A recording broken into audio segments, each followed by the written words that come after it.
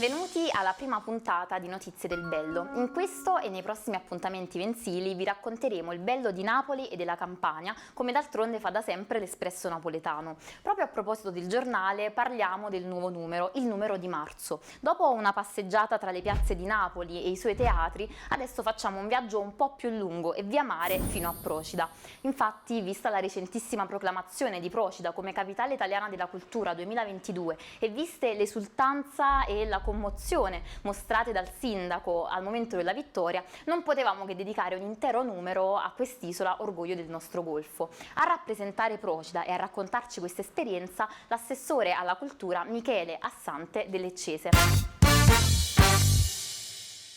Benvenuto Assessore, innanzitutto ci racconta il percorso che ha portato Procida alla vittoria, dalla fase di preparazione fino alla proclamazione e fino ad oggi.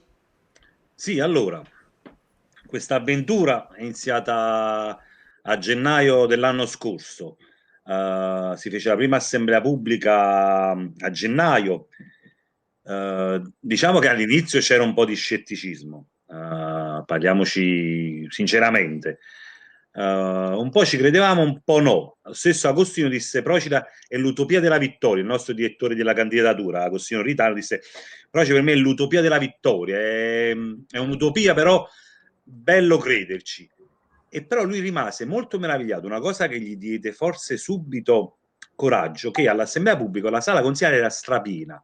Mentre lui disse, ci ha detto poi che quando si fece la prima assemblea pubblica per Matera erano pochissimi, erano presenti, diciamo, in quella riunione pochissime persone. Invece lui subito ha sentito il calore dell'isola, della popolazione.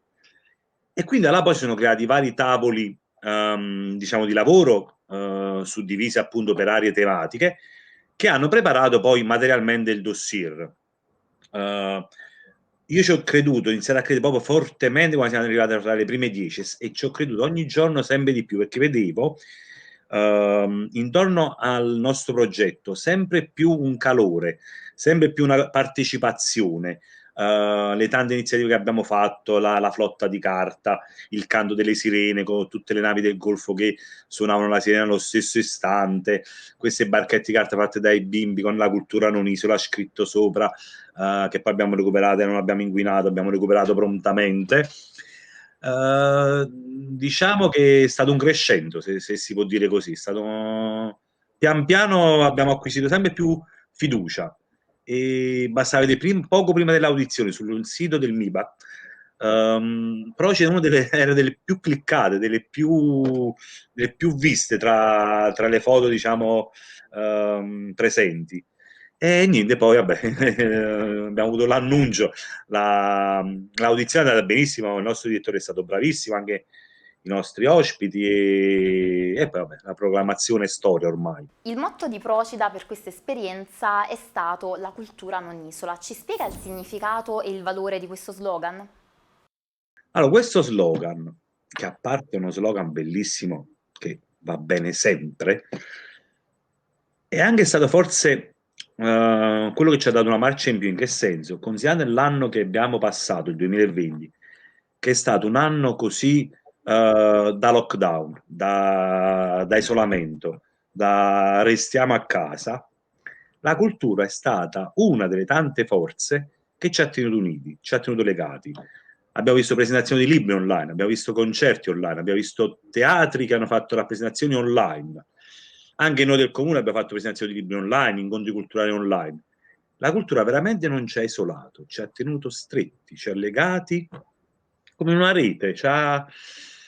E quindi il concetto, la frase è risultata forse la più indovinata possibile, la migliore frase possibile, il miglior motto possibile per questa avventura. Cosa secondo lei ha fatto breccia sulla commissione? Sicuramente il dossier preparato da Agostino e dalla comunità e da noi tutta l'amministrazione. Io non ero ancora di questa amministrazione, ci ho collaborato, diciamo, come scuola, che poi insegno al nautico, e sicuramente la forza del dossier è stata uno degli esaminatori. A un certo punto ha detto il dossier più ambizioso da parte della realtà più piccola, che ci è pervenuto dalla realtà più piccola. Sicuramente è stata la forza delle idee, perché alla fine il dossier non è semplicemente un eventificio, una serie di eventi uno dietro l'altro, è anche un modo di pensare, un modo di intendere la cultura che poi vabbè, vedremo in questo 2022, nel prossimo anno. Allora complimenti, grazie per il suo intervento e buon lavoro. Grazie mille, grazie, buon lavoro anche a voi.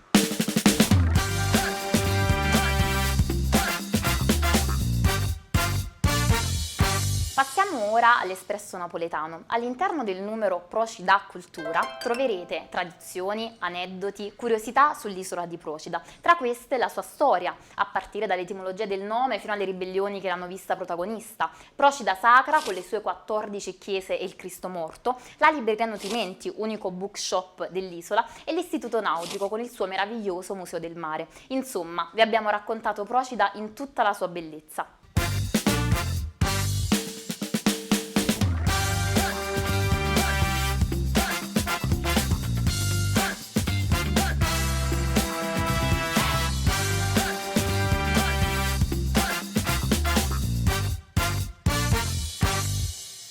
Nel numero corrente dell'Espresso Napoletano e per la rubrica Fuori dallo scaffale parleremo del P. Paris II, meglio noto come il papiro di Napoleone, proprio perché fu donato da Ferdinando IV a Napoleone Bonaparte nel 1802. Si trattava di un tizzone di papiro molto bruciato che si sperava che in qualche modo si riuscisse ad aprire e che ha fatto un bel viaggio tra Napoli, la Francia, per riuscire a essere aperto e decriptato. Ne parleremo insieme al papirologo ed esperto di classicità Enzo Puglia.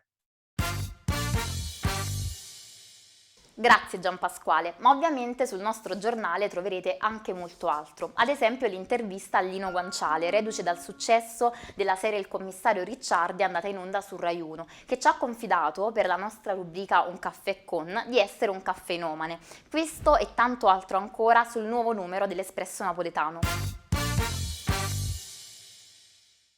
Veniamo adesso al libro del mese, Napoli Pietrellava, con cui Vittorio Del Tufo e Sergio Siano tornano in libreria. È un altro straordinario documento giornalistico tratto dal loro lavoro. Infatti i due giornalisti da 2 anni attraversano la città di Napoli nello spazio e nel tempo, alla ricerca dei luoghi della memoria e della memoria dei luoghi. Per oggi la nostra parentesi di positività termina qui, ma da questa settimana potete trovare in edicola il nuovo numero dell'Espresso Napoletano. Noi ci vediamo alla prossima puntata di Notizie del Bello.